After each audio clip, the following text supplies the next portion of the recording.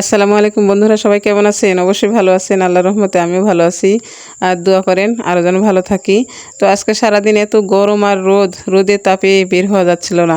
তারপরেও আমি কিন্তু ধান রোদে দিছিলাম, কারণ ভাদ্র মাস প্রায় চলে যাওয়া ভাব।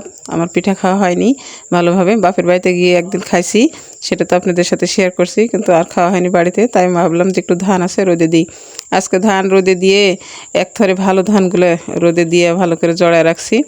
আর এগুলো একটু খারাপ ধান, মানে মাটি টাটি মিশছিল আঁকির টাকির, এগুলো আবার ভালো করে ঝাড়া ভালো করে নিচ্ছি। তো এত কাজ করি, এত কিছু করি, তাও কারো মন পায় না। বিয়ের পরে যখন স্বামীর ঘরে আসলাম, তখন জানেন না, তখন আমার শাশুড়ি এটা করো ওটা করো ওটা করো ওটা করো সব করে। ননদের করি, ভাসুরের করি, দেবরের করি, জায়ের করি, শাশুড়ি শ্বশুরের স্বামী সবার সেবা করে কাজ করে বারাত শুনে শুনে আসে, রান্না করে খাবার বসে সবাক আবার খাবার দিয়ে খাওয়াটা শেষ হওয়ার পরেও তারপরে যা থাকে তাই দিয়ে খাবার বসলো। আর শাশুড়ি আবার নাই, শাশুড়ি সবার পরে খায়। শাশুড়ির সাথে তখন আমাকে খেতে হয়।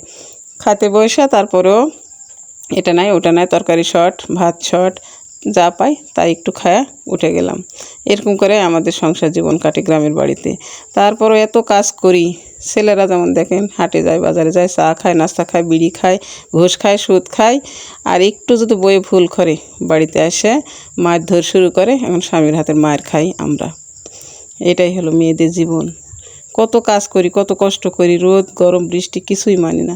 তারপরেও জীবনে কোনো দিন সুখ পাইলাম না। মেয়ে হয়ে জন্ম নেওয়াটাই পাপ।